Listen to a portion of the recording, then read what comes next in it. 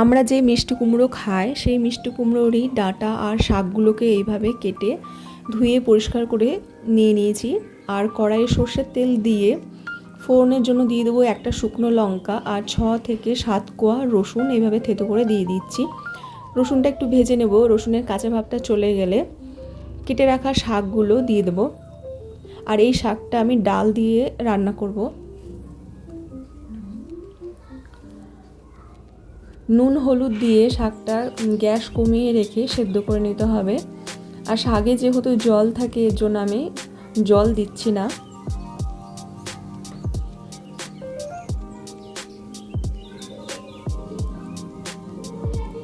আর যেহেতু শাকটা ডাল দিয়ে রান্না করব এর জন্য 3-4 ঘন্টা আগে ডাল ভিজিয়ে রেখেছিলাম, সেই ডালটা বেটে নেব। কাঁচা পাকা লঙ্কা দিয়ে ডালটা বেটে নিচ্ছি।